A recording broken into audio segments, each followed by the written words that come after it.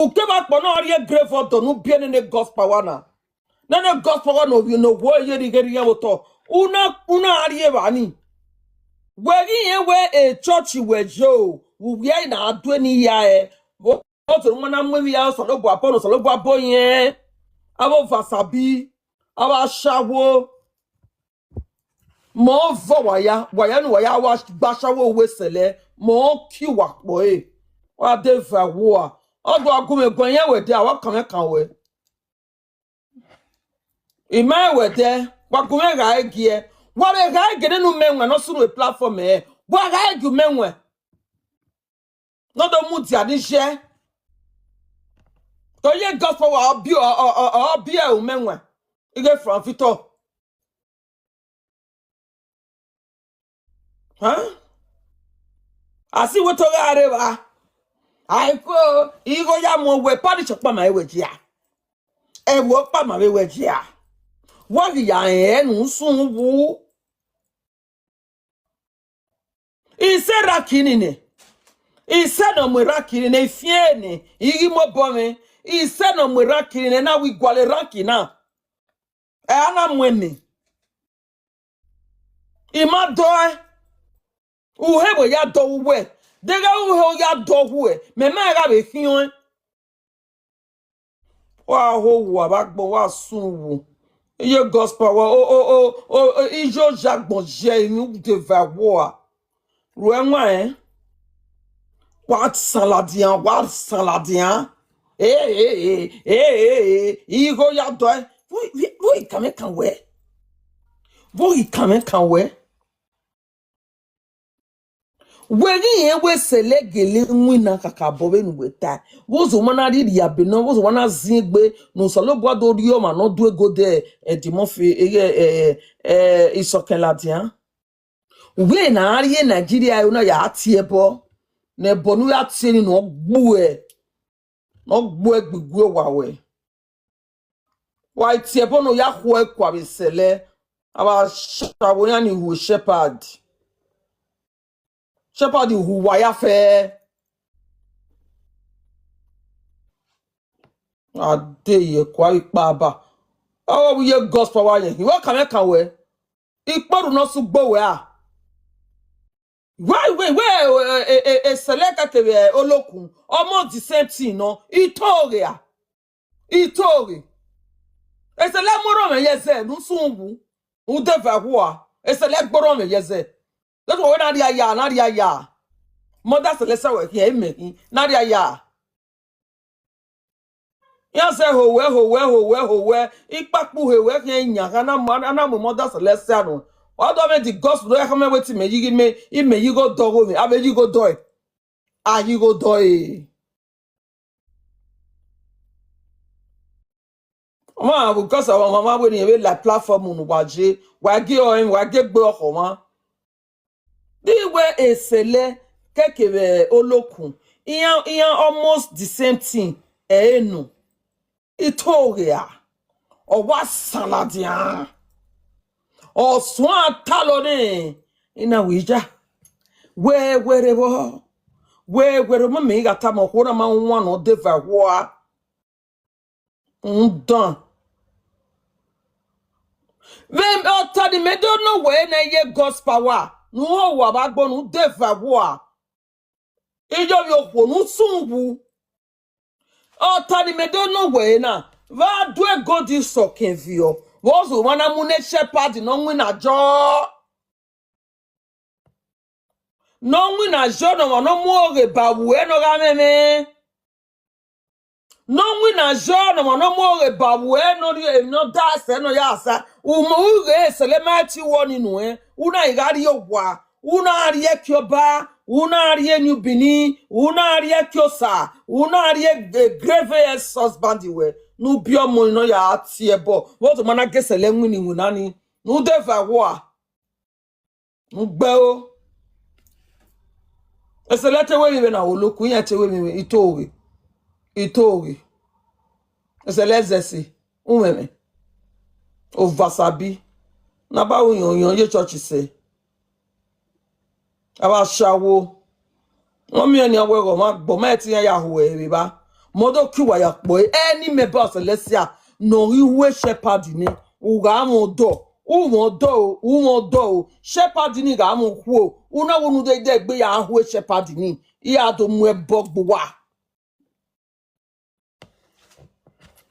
iwe no ma wi am gbe do ago ki am gun ani ha we mi agu tabiri o me o kan we bo pa ma we ya e parish opa ma ewe ya o menwe ihe wo hia gbe na ni we bi agbe me wo do ni vepishu by falada na lihi ya lo kan we ma poru no si gbo we eteri pete ni ko wa be ge mi pa o ha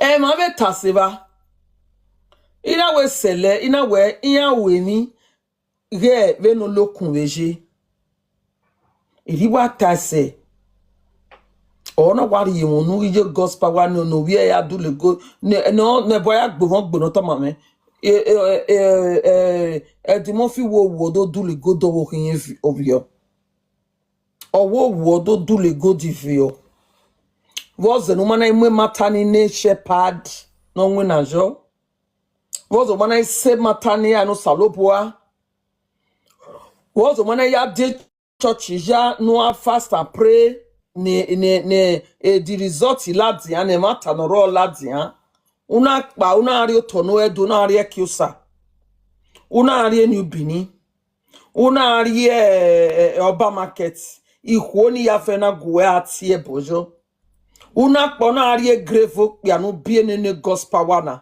no yo undon no ma no ni vie ku hu ae no ya ati ebo vi mi ayi una no hisenu we una viata no senu we u aye yo bi okwo ye Godpower no ni ano ya ni do go de di mo fi wo kan evio e di mo fi wo do go di yen evio wo do le evio do ta usala do ye na mi owo ma no wo eri e sota water me ba yen kin e kwa mu gwe ijere na mo e ba gbe wo ye me ba enu owo a e kwa mu e obi sota water yen kin obi sota water yen kin wa iga obi sota water bo ikame wo ami sota water ne ake biyore ake biji jore ake biera ami sota water ne e kora komo uga isame uri umekere yo weti me leru jo o we mu ne nwoberi yo e ko ni fuere e ko akoma ayawe wa beri e ba dan mi mina e ijoro mo esota water la social media e ijoro mo esota water la gbon wa ri e ba bi mina o bo ni binu wa ya yore ni etu opia etu okwo zege wari ya me wari ya ame usame di umekere yo e ya zono bu yo na ya gaga we bioa di umekere yo leru jo keba ni adori enu ebi minana o salobu age la yo ge lisari uwa nwe be una emu pu yo to uwa nwe make sure u nwe efo enu be nwe we mudia ukede gbe we nwe uwa nwe efo fe nu we age wo ki anene ye Godpower wori ya wa gbon nu deva wo a nsunwu ba kan we makpo no su gbo we iwe seleka kebe ebo olokun iwe they are almost the same do itoria via ya tore una do ano me we uju go dogwe gbe wa wo me ma me ga yi go do e me ma ga yi go do e I se position ni ana mweme me ma ga yi go do e Meri me do tam we na di go me ya dogi me uhe we ya dogwe a shawo e shepherd ho wo ro wodo a e ti mo fi wo bo e ho we wa gume gbe wo lo gwe shi wo lo wa o wa bi wo mo Muhammad ti gbe me wo me ti gbe me u me wo me ti gbe me iro ihuwe iro bo e me ti gbe me or gbe maybe a bedu we na ria ya wana because he wo iju no wo bi menwe wo bi biakon why can we even la platform menwe ibe togo me be na spiritual things je we na sele ya te hu egbe I mo do stop e be jona wo no chapadi no spinoriame no chesoriame ni na lero boyo wa de gbe taya ata imanu ochofa no close the parish ni there do salobo wo no parish mega e close ueme ati o lete pana do fe boyo ma no ri raki ninu imanu ochofa ri eni me we do fe boyo no ri enu we imanu ochofa ri raki meni me igawe bede me fo ne ya de gbegbele yo ege no na ri raki ni me we do tenori enu we pastor ho we ne ya mwiraki ya mudu ne odo agumegwan o geteta eselete wegbe itogi iya wegbe iya wo kororo wodo eselezesi atumeme onu poni jebesele iya zesi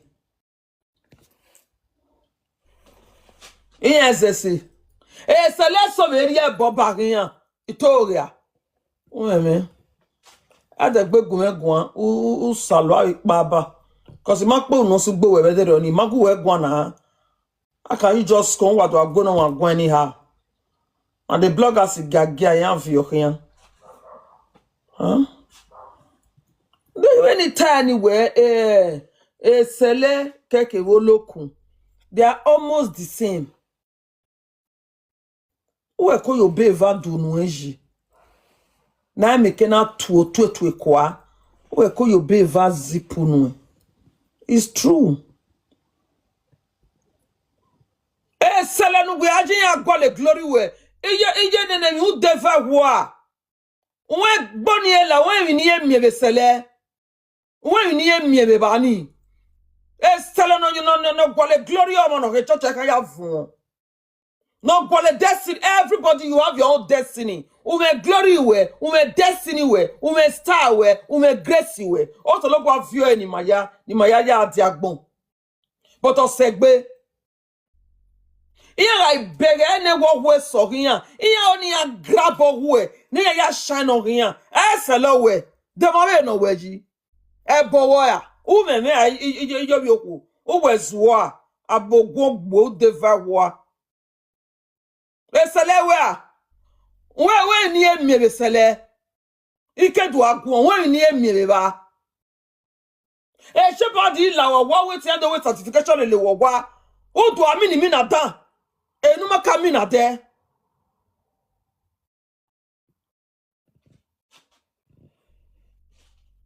asalo ipaba sheba no me church o ma ti stop raki me ama bi we no fe we no ye den we no fe ba go chat mu me social media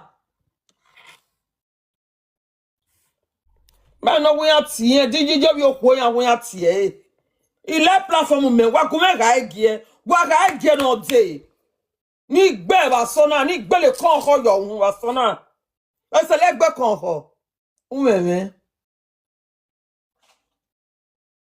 o bo shepherd we ge no sunu dawe ruda shepherd ni shezi wo makwe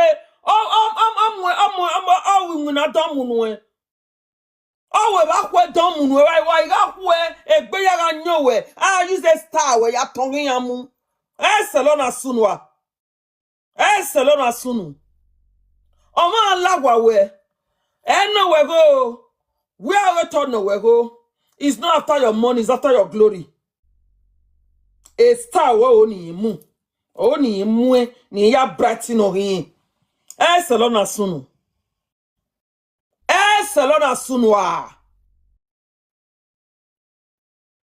we jow yo ko he wa ni platform menwa we re social media we ga ije platform menwa we ije social media am I bio serio When it has when the ready idiot in us, okay, we go ya doe, he go ya doe, remember you go doe.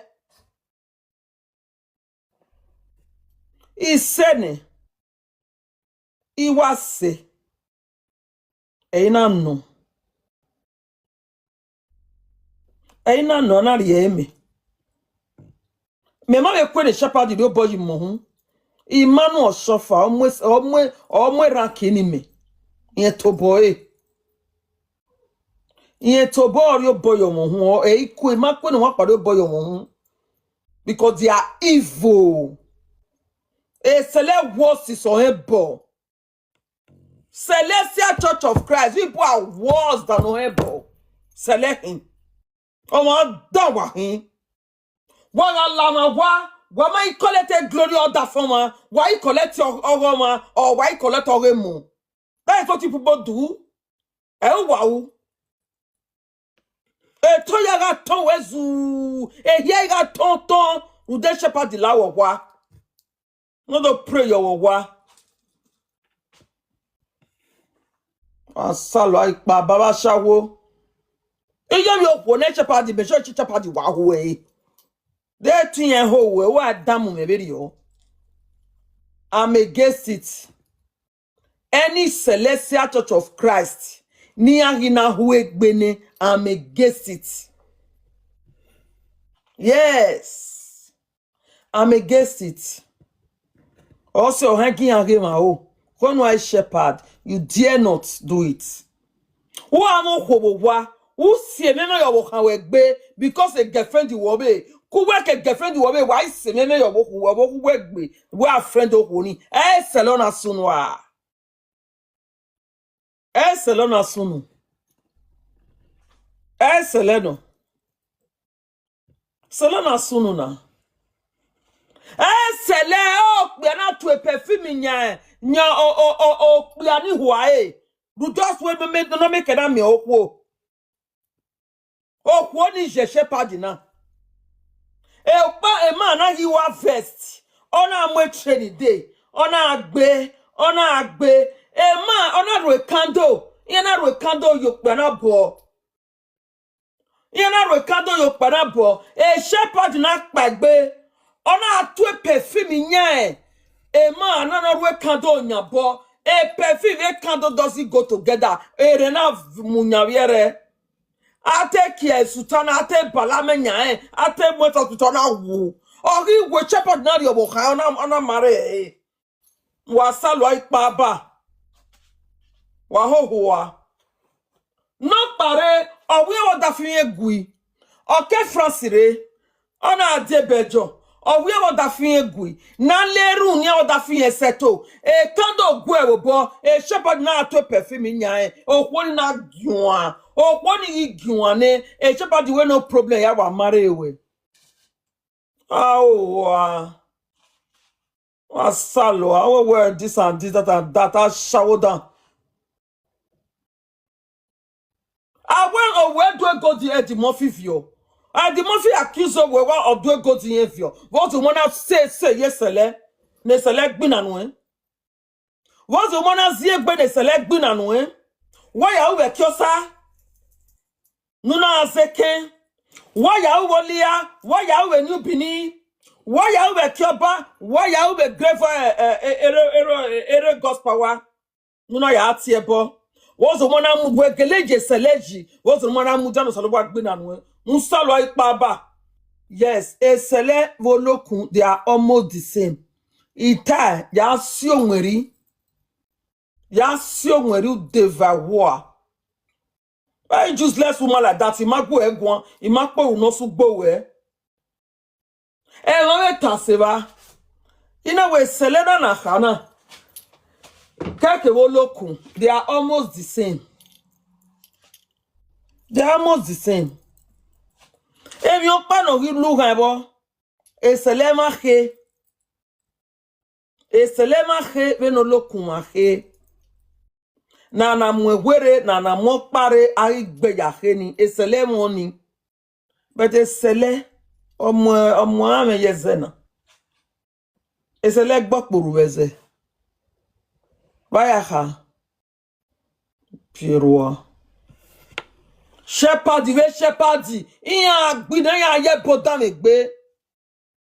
Iya ye bodan megbe. Iya mi okoro ro do ye mi oda fun e. Okpa no re wana na wa we nyomoni ni okwo na wa me bu. Agwajo o ebe ya UK ni a. Ve na wa guana. Ebe yi pa gbo UK because a shepherd ni of friend okona. Ve na e tase no so kwona o ma se. We're not less than no then oh you were the ranking oh we go me ya do me na ko you go do me who we ya de ashawo ijo bi oku iye di mo fi soken oko na nu menwa de ba we wa eva wa meti weji me wa gbon ya musago me gbo no ni sago me gbo ba gbon ima pe uno su gbo we ma ewe de wa ya ti ye God's power what the network in agi wa ya yan du kun na ya bi mana no hello Call mama. What? be ba wo Yeah, mama, call mama. What? Yo, no, Watana. Well, I am send a request. Concerning this, it's really something that they are doing more harm than good. And then we understand how we church in anything. So many people that attend it, I don't really know what they are up to, Where I'm Tony and the church, who are winning up by the way, you understand now? They will even be so violent about it. So, it's really a problem. It's really a problem. Yes, ma'am. Where maybe where you don't more select but select you. Oh, mama, no offense, you got tell me select. Oh, now you do one of the top oh, you wear young. Select me, was you? Every bonus soon we touch you, Kakabo. Yeah, yeah. I carry more one man. I mo wa no man to pa ohime iyera oni ado esele owe very common esele we sele me wakin hire na ya hiwa ku ya hiri ya ku beti me temata to okwo ni na shawa mi no ye do le go de mo fifio me kwalo na we ya tie ku iye God's power when they are tear man. so a platform another platform so in a way a seller in a way olokun in a way they are almost the same in a that when a olokun kere ya fi egbeji okwo na wa hin odukun agbe me tai ona agwe ye ewu egun na we who is this woman ima onwe o kekere me do ewe ni ne no due go there di mo fi vio iri je ora agwe me gun me man oh no we ijo yoku na ijo God's power me hon yi ai be ijo yoku yi already ya ide emi kere wata na we esele keke woloku almost the same no already ya ide gbe ta ina we madam mother celestia king eke no kwori sele ina we king eto mo me ni ga ita iye mi ni ta okay o ma egbe later wanna do come go oni mera agugu ani re yan ije God's power no do e go there e di mo fi vio ena wo ke I opona no ena wa ma ya do kie e camera ni gba ogbe ma wari Asawo. No, what we ready na sele yan wa wo ko, yan wo ko. Yan wa wo ko. Yan ga la wo wa he me. Yan ga ri mi nu na ri la wa he me. They have done it to me. Yan we da me ni. Yan we da me ni. But yan ka ya me a stop church ni. Yan ya me a stop because church ni like you know. Me like me no foa. Ebi no ye mi no foa ne. Oh, maybe like kolokun. Diyan ya sunwo ni asunwo. Ye gospel na wa di wonu. What we ye gospel. And now we what you can make okuna na. Imu paga imu were na we what can make or why ye ni go or asi weto eboni George. When ya agbo no me wo gwa pa ma ho iwaje. Or we go me ya de rakime. Ebi na me do ta me wo he we ya do wo. Achawo hu. Ashawohi. Okay, adege we na gele ri Celestia. They will not see every your that or anywhere, either or Joshi or do go domafio. Was the one I wedding solo babohi. Why are we new bini? Why are we killing a market no yatiebo? Why are we gravy? Yeah, a gospel one yatiebo. No, je m'en fais gbe. E mata mo. Wa moto ne sele. Wa moto ni yan. We ni yan rent. Iyan mi we. Yes, ma'am. Be, mi one. Iwa mi ne. Iyan wa mi we. We are putting your yourself. We are putting your yourself. O wa ni. Yeah, I think I can. Anyone na my understand. Yes. Yes. Problem. Eternity ya the problem. Ya do so waru wani. They have many things. E mata no. Oh. Iwe ana wa vest. Ekena na wa vest. Agboya ka wa eni agboya ka enwe a shepherd ni wotono edo. Awere ofuona. Okwona Abuja odo na nwina. So you not to plan they will not the way testimony, not the way thanksgiving with that verse. Okana we training you no dele. Now we know ya with thanksgiving. Ona mwemubo. Ona the 7 candles, brother wa mute. Ona the 7 candles. A 7 candle na ana ruwe. Ana ya na we thanksgiving. Ana we thanksgiving. Ona agbede. Eri di shepherd ya pagbe. Ona atwe perfume nya okpiana. When you atwe perfume nya okpiana with a candle na ruwo bo eri ya mwere. Nena nya hesutana se yokpiana egbe ya jilwa ate Mos hospital ona wo.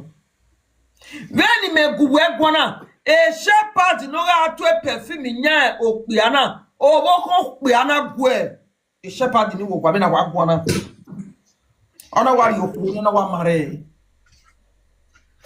with this rudo ko na e we gbokpiani ba ona wa mare oweti en console ero ya so ahu Orise we ona ri hela da dokpa win ha marry ona marry.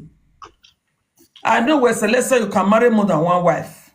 My wa e sele maro ogbera wopa e sele Pentecostal no e one man one wife o e sele mare egbera wopa. Everywhere anywhere or hegbe we correct mama area aiku ni babo lawe gbe nsun wo agwe gbunu ye ni me wa deva wo o ya do go divio o ma baba agbebebo yari da oboki da osare isokan ye shani godo ye shani eyo mi opo nu sun nu deva wo ya tare squad were akona ti ebo On yatana. For no table, Hannah. Emi a baloma table. The one you do from Tiaco to bo, my time away by. Emu were Tory. For no table. On your pack and we do make tie your and I have an hitana. For no table.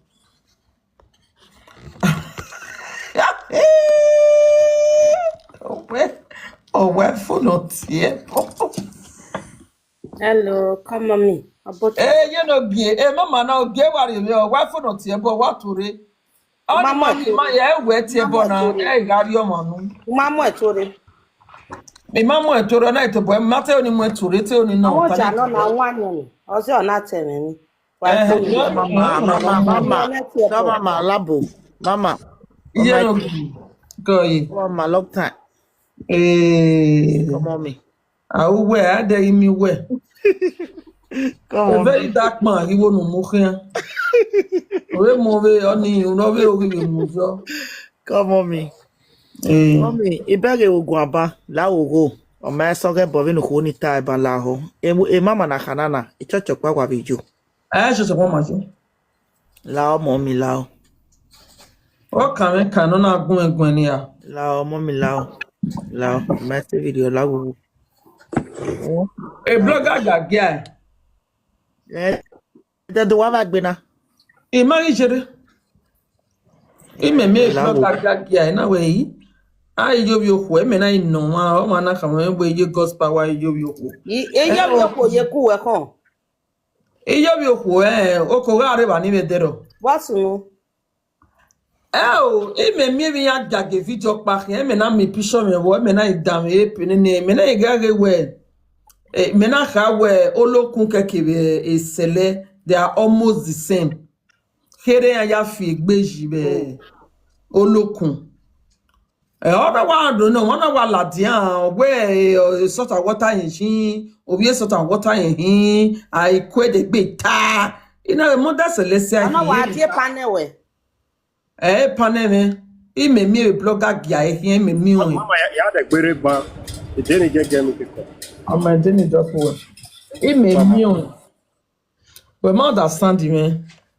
On my dear platform, me. He may me with my voice, with her voice, arguing. In a way, Anna, Hina, may investigate na with your Godpower. So, I mean, Latina, where a Selena. We gele jaji bon aven we ya attack many way me agute olokun kan esele was in woman when esele gbi na nu we na are kiosa una are ni binu na are kioba nu wana ya atie bo nu na are grevere Godpower ya atie bo ready mo fi wo kan ba wo ore we ya total you we church no salobo agbini gbina na nu we Merita na wolo kunke sele, they are almost the same. Eriyata. So many again do ya again ye Godpower. All you in the hand Ghana de go explode. Come. Me ma again ye Godpower. You yo. Later me not do again ye Godpower. Okay, was any man I go no salo gwa judge matani. Was ye na ya atiebo. I don't go na get any seleji. Oti abon will be a care. Mate bo me. Iwe was no ya atie bo via mo guy. Mommy no ehwe. Come mommy no ehwe. I gbeda not ana mama. I gbeda prolong. Mommy why ehwe now? Ma.